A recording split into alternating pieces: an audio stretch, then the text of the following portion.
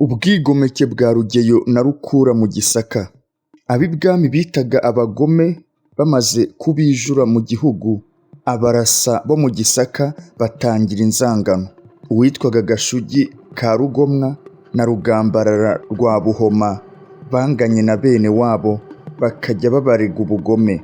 Kugira ngo byemerwe batuma ku Murundi witwa Rugeyo bati Abanyagisaka twamenye ko uri umwuzukuru wa Kimenyi, none tebuka vuba wime igihugu cyanyu tuzakikuyoborera bitaruhije. Bukeye Rugeyo araza koko, abo bamutumiye babonana nawe baramukomeza kandi bakora uko bashoboye kugira ngo igihugu kimuyoboke. Ubwo yatungukiye mu Butama, ariko bamwakiriye bazi ko azanywe no kwima mu Gisaka, kuko yaje avuga ko ahagendereye, ndetse yamara kubonana na Ruhinankiko wari umutware w'Igisaka muri icyo gihe, bumvikanye neza akava iwabo i Burundi akiturira mu Gisaka. Mu minsi mike akiri mu Butama, rubanda rugufi ruramuyoboka, ndetse n'abo hakuno yo mu Butama bazana amaturo. Iyo nkuru yamamara mu Gisaka. Gashegu ka Rugomwa na Rugambarara rwa Buhoma babonye ko bimaze kumvikana hose ngo Igisaka cyimitse umwami, bajya kubivuga ibwami kandi babyita iby'abarasa ngo nibo babigize. Ubwo abarasa nabo bigira inama yo gutera Rugeyo ngo bamwice, bati nicyo cyakwemeza ibwami ko batubeshyera. Mu gihe bamaze kwiyemeza kumutera, arabimenya arahunga asubira iwabo i Burundi. Ariko ibwami bari bamenye ko abarasa ari bo bashatse kumwimika, bituma bagira ubuhake buke kuri Nyirayuhi, kandi bari bamaze kunaniranwa na Ruhinankiko umutware wabo, nawe yarabaregaga. Babonye ko babuze hose, nibwo bimitse Rukura. Uwo we yari umunyagisaka mwene wabo, ndetse yari umugesera w'umuzirankende. Ubwo rero yari umwe mu bikomangoma byo mu Gisaka. Ariko mbere yo kumwimika, bamwe mu barasa bari barabwiye Kabare uko bamerewe, bati dufite ubuhake buke ibwami, kandi na Ruhinankiko ntadufashe neza, ndetse niwe uturega afatanije na bene wacu Gashugi na Rugambarara. Bati rero niwumva ko twabishije Ruhinankiko mu Gisaka ntibizagutangaza. Ubwo kwari ukumucira amarenga ko bagiye gushaka uburyo bwabakiza Ruhinankiko n'ubutegetsi bwe. Ubwo buryo bwabahira bikaba ari byo byiza kuri bo, byabapfubira bakiyambukira. Kabare amaze kubumva ntiyahinyuza amagambo bamubwiye, abona ko ubwo ari Abanyankiko bagejeje aho barangije icyo batekereje, bakaba bamaramaje kugikora, ndetse yakekaga ko bafite igitekerezo cyo kuba bakwica Ruhinankiko cyangwa se umuhungu we wari icyogere witwaga Kanyamiganda. Ni nabyo yifuzaga ko bakora, ariko bamuhishe ko bagiye kwimika umwami, bakirukana Kanyamiganda na se Ruhinankiko. Uwo munsi Kabare abibwira Nyirayuhi. Yari agize amahirwe yo kubona ikirego yarega Ruhinankiko. Abwira Kanjogera atabarasa bayoberanywe na Ruhinankiko, kandi babuze ukuntu bashobora kugushyikira ngo bagusezereho, none bakuntumyeho ngo urabeho. Arongera atubwara Abanyankiko rero uzaba wumva akabo muri iyi minsi. Koko rero ntibyatinze, haciyeho iminsi mike Gashugi na Rugambarara bazi ibwami kuvuga ko abarasa bimitse Rukura. Kanjogera byumvise abwira Kabare ati ibyo wambwiraga byakomeye, ngo abarasa bimitse umwami. Kabare aramusubiza ati rega turetse ko ari umuvandimwe, kandi ko wamuhereye abarasa kugira ngo tugwize amaboko yo kurwanira ingoma na Rutarindwa, ubundi bwo Ruhinankiko ntiyari akwiye gutwara ku nkiko kuko ari igisambo, kandi rero Abanyagisaka nabo bakunda inzoga cyane. Ubwo se wumva babana bate kandi badahuje ingeso? Kabare arakomeza ati kandi rero Ruhinankiko arushwa n'ingabo ze kutumenyesha ibyo ku nkiko ari we uyishinzwe. Ati uwo mwami numvise wimye mu Gisaka ni uwa kabiri kandi mu mwaka umwe. Ati nyamara mwabimenyaga ari uko mubibwiwe n'abandi kandi atari nawe ubatumye. Nyuma akabona kubivuga ibwami, twese twarabimenye. Mbese aritonda aramurega koko. Yari amaze igihe kinini yaramubuze urwaho, noneho ruboneka rutyo. Amagambo yose abwiye Nyirayuhi yarumviswe, ndetse yongerwa ku kindi cyaha Ruhinankiko yari yaramatanye n'abakusi cyane, ari bo nshuti z'amagara afite. Kandi Nyirayuhi ntiyabashakaga, ahubwo yashatse kubica Musinga arabimana. Ibya Rugeyo rero bimaze guhosha, Rukura nawe yaturutse mu Gisaka cyo mu Butama nk'uko Rugeyo yaje, ariko wowe bamwakiriye bose ari abakomeye, ari na rubanda rugufi. Aho bimenyekaniye ibwami batezayo abashakamba. Abarasa babimenye bambutsa abagore n'abana n'inka zabo, bafata hakurya mu Burundi. Bacyambutse ibyabo birobanuramo abagabo b'intwari, bajya kubambirira abashakamba ku iteme rya Rwagitugusa. Abandi baremera inkiko kuri Butanga hakurya y'iryo teme mu Butama. Abashakamba nabo bamwe bamanutse kuri Mutenderi, abandi kuri Muzingira, bose bahurira kuri rya teme rya Rwagitugusa, ariko ryari ryacitse, bagombaga kwambutswa n'ubwato. Isibo yabanje mu bwato yarimo Gashugi ari imbere mu irango ry'ubwato. Mu gihe umusare yenda komoka kuri Butanga, abarasa baca amasoko bamasha abashakamba bari mu bwato. Ruzirampuhwe rwa Mutigita wari intwari cyane yari yagambiriye kwica Gashugi. Mu gihe amuforeye yenda nko kurekera umwambi, injishi y'umuheto we iracika, kuko imbeba zari zawukomerekeje ntiyabimenya. Noneho amutera icumu ry'umugereka yari afite, ahamya urutsike rw'ubwato, ati genda Gashugi, ntugira imana, ugira imbeba zandiriye injishi y'umuheto. Gashugi n'abo bari kumwe mu bwato bavundagurika mu mwaro, kuko ubwato bwari bumaze guteza imusozi, ariko bamwe muri bo bakomeretse. Abatakomeretse bapfa gutwaza bya kigabo, bafata kuri Butanga. Ruzirampuhwe na bagenzi be bari bacanye amasoko, babonye ko Gashugi na Rugambarara badapfuye, bigendera ikibira cyose gikikije Rwagitugusa. Basanga bene wabo aho bari baremeye inteko hakurya mu Burundi. Abasaza n'abana n'abagore n'inka byarangije kwambuka. Nabo ba Gashugi basanga abandi bashakamba, batabaruka nta mirasani habaye. Nubwo kandi icyabarasa babigiriraga kwari ukubambirira inka n'abana n'abagore n'abasaza ngo bibanze kwambuka. Aho ibyabo byose bimariye kwambuka, abarasa bageze i Burundi bagandika ku musozi witwa Tura.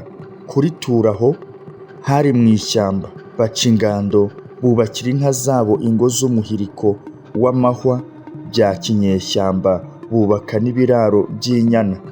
Bibera muri iryo shyamba riteganye no mu Butama. Bimaze iminsi mike, umutware wategekaga muri ako karere witwaga Busokoza ashaka kubatera ngo abanyage inka zabo. Undi witwa Cyoya Cyangwije wari warabaye mu Rwanda ku ngoma ya Rwabugiri, ari nawe wari shebuja w'Inyange. Ingabo zari intwari cyane, amenya ko abarasa benda guterwa, abatumaho ati mwitegura intambara, mugiye guterwa, ariko muhumure nzabatabara. Icyatumye Cyoya ababurira kandi akaniyemeza kubatabara, nuko yari yaranganye na Busokoza. Nuko hashize iminsi mike nyuma y'imbuzi ya Cyoya, abarasa babona igitero cy'Abarundi cyoherejwe na Busokoza, ariko kuko Cyoya yari yamenye ko Busokoza ari bubatere, nawe yihutiye kubatabara. Icyo gitero cyasanze abarasa bavanze n'Inyange babiteguye.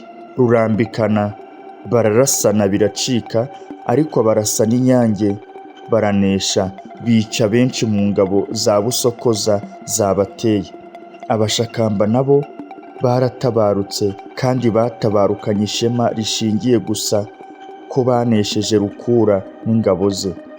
Muri icyo gihe nibwo icyivugo cya Sebuharara umutware w'Abashakamba cyitwa intwari itubaha abahinza ya Rwuhirandekwe cyahimbwe. Icyo cyivugo kikurangira aho Abashakamba baturutse batera mu Gisaka, aho kigira kiti banshingije ndi imanzi sinasibira Induga, ndi ndamutsa itankeye ku mwete muke nk'ibigwari, ngiye imbere y'inziza nizihirwa no guhurura, mbanguyira iboneye sinatuza kwitaba induru, imihana y'i Bugesera nyibuza guterwa. Nkurukiriye abasoni ni ukuvuga Abarundi bahinda imishyitsi, ibyo gushimuta barabiheba, baherukira aho kwendereza inkoramaraso ni ukuvuga Abanyabugesera niko bitwaga.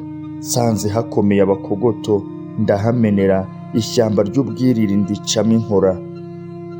Ingabo nzivunjira ahadacibwa ngo zidacubangana nk'ibizeze, izuba ritangaza manukira Mutenderi, Kibare cya Matongo, bashiguka mu ngo bataka i Butama, barakubarara bikanze iz'i Buhoro. Amabango y'iki kivugo asobanura ko Abashakamba bateye mu Gisaka baciye mu Bugesera, bakambukira mu cyambu cyitwa icy'Umwami cyo hagati ya Gashora na Gituza mu Bwiriri, noneho bagaca muri iryo shyamba ry'ubwiriri berekeje mu karere karura mu Butama ka za Mutenderi na Matongo. Aho Rukura n'Abarasa bari bikubiyeho mu Butama niho Abashakamba bari barangamiye, kandi mu itabaruka ntibashubije mu nzira baciye batabara, ahubwo baciye Iyangara na Kabirizi berekeza Inkungu na Munyaga mu Buganza bwa Rwamagana na Musha. Amabango y'icyo kivugo nanone yerekeye imitabarukire y'Abashakamba na Sebuharara umutware wabo, agira ati ndwana uko nahize si uguhimbaza inkuru, umwami w'inkotanyi cyane azi icyo namumariye. Mu ijuru rya Butanga nitangiye guhamya, mu mihana yo kuri Ngara bongera kunkemba Inkungu na Munyaga, nahanyuze hatendeje. Ku ruhimbi rwa Gishari baririmba iz'i Buhoro, ku rutare rwa Kimbazi barangamiriza Nkusi, nkurikiranye na Rugemanduru ntibatuza kundirimba. Impinga ya Runyinya nyikamagiramo ndi kumwe n'amakombe y'inyamibwa. I Nyarubuye rwa Kigali bibonera abasore ba Ruhambanamyambi. Ubwo Abashakamba baratabaruka bamaze kugera i Nyanza, haca igihe gito inkuru y'Abarasa n'Abarundi iramenyekana. Uwabanje kubimenya ni Kabare, arabikunda cyane, abyogereza Nyirayuhi na Musinga, abaratira Abarasa ati namenye inkuru iturutse ku nkiko y'Igisaka ngo Abarasa batsinze Uburundi buhereranye n'Igisaka, ati niba muzi kubaka ngaho nimutange ibibanza mwubake, Abarasa bafashe igihugu kandi mutakibateje. Noneho bamubaza neza uko byagenze nuko yabimenye, abatekerereza uko Abarasa bamaze kugera mu Burundi bagaca ingando mu ishyamba rya Tura. Aho Busokoza umutware w'icyo gihugu abimenyeye, agakoranya Abarundi bagatera Abarasa, ati ubwo bashakaga kubanyagira inka no kubirukana muri iryo shyamba. Abarasa basanganiye icyo gitero kinini barakirwanya cyane, bica Abarundi benshi, abasigaye barahunga, none Abarasa bibereye muri iryo shyamba ryabaye iryabo. Ibyo Kabare yabivugaga kubahakirwa no gushaka intandaro yo kurega Ruhinankiko ngo yerekane ko ari we wabateye kugoma. Ubwo Kabare arakomeza ati uko murora se Abarasa bakwiye guhera ishyanga. Arakomeza abwira mushiki we Kanjogera ati mbese ntubazi ku ngoma ya Rwabugiri hari umutware w'ingabo wigeze kurusha Abarasa ubugabo? Ati none se kubarekera ishyanga si ukwiyaka amaboko? Ibwami babyumvise basanga bakwiye kugaruka, bati bagiye ari twe bahunga kuko twari tubateje ingabo. None se uburyo bwabemeza ko bahawe ihumure n'ubuhe? Kabare ati ntibiruhije, uburyo bwatuma bagaruka ni bubiri. Ubwa mbere ni ukubakuramo Ruhinankiko kuko bayoberanwe bigatuma bananiranwa. Ubwa kabiri ni ugushaka umuntu w'ingeso nziza kandi ufite ubwenge mukamusimbuza Ruhinankiko, maze akareshya Abarasa, kandi uwemeye kuza agasubizwa imisozi ye. Iyo nama ya Kabare iremerwa, Ruhinankiko anyagwa igisaka cy'Abarasa, ni ukuvuga igisaka cy'igihunya, bamusimbuza Kanuma kugira ngo abe ari we ugarura Abarasa, kuko babonaga abishoboye. Kandi koko yari abishoboye. Yabatumyeho intumwa zo kubahumuriza ngo bagaruke, ushize ubwoba yagaruka agahabwa ibye. Bakomeza kuza urusorongo, nyuma bose baraza bahabwa ibyabo. Ibyo birangiye, Kanuma agororerwa igihunya n'Abarasa, kuko mbere yari yarashyiriweho kuba umutware w'agateganyo ngo agarure Abarasa mu gisaka. Babonye ko abishoboye, bamurekera Abarasa n'igihunya, kuko babonye ashoboye kuba umutware wo ku nkiko. Nyuma bongera kunyaga Ruhinankiko Icyingogo, bamunyaga n'inka z'umunani w'iwabo zigabana Kayondo. Icyaha cye nk'uko yari yaranze kureka Abanyiginya, cyane cyane Abakusi ari bo Sebuharara, Cyaka na Rwabirinda rwa Rwogera. Uwo we yari mwishywa we, kuko nyina wa Rwabirinda yari umukobwa wa Rwakagara. Ikindi cyaha cye ngo ni uko yateye intugunda ku nkiko, bigatuma Abarasa bacika bamuhunga. Ibwami bataho gufata neza ingabo, ahubwo arazimenesha, bigatuma inkiko isenyuka, abanzi bakaba bashobora kwinjira mu gihugu ari ntacyo bishisha. Ruhinankiko yamaze kunyagwa byose, acibwa no mu rugo ibwami, agahakirwa ku Karubanda. Ubwo rero Kabare niwe wari usigaye yogeye ibwami wenyine, ari nta wundi mutoni batsitsurana. Ahasigaye rero ab'inshuti za Ruhinankiko barayabazwa. Arapfa Kaningu watwaraga mu Kabagari, agerageje kwirwanaho kuko yari atewe, igitero kimubana kinini, yitwikira mu nzu. Muri icyo gihe cya Kaningu, Kanjogera yashakaga no kwica Rwabirinda rwa Rwogera na Sebuharara na Cyaka b'Abakusi. Ariko ibyo bikomangoma Musinga abikomeraho, arabimana. Kanjogera yemera kubareka, ntiyabica muri icyo gihe, ariko ashegera kubanyaga. Ibyo Musinga apfa kubyemera. Sebuharara bamusigira imisozi ibiri, ni ukuvuga Buhoro bwa Reramacumu ho mu Nduga na Gahanga ka Nyanza mu Bwanacyambwe. Cyaka nawe bamuha umusozi witwa Murama. Ibindi byabo bari batunze biragabwa. Ibya Sebuharara bigabanwa na se wabo Rwangeyo rwa Nyirindekwe na Gahindiro, ahabwa n'Abashakamba. Ibya Cyaka bigabanwa na Rwubusisi, ni ukuvuga Ingaju, Amabuye, Impeta n'Imiyange. Ibya Rwabirinda watwaraga Ikinyaga cyose bihabwa Rwidegembya rwa Cyigenza, mukuru wa Rwubusisi. Nyamara nubwo ibyo bikomangoma byanyazwe, Kabare na Kanjogera ntibari banogewe bihagije, kuko Musinga yabimenye ntibicwe.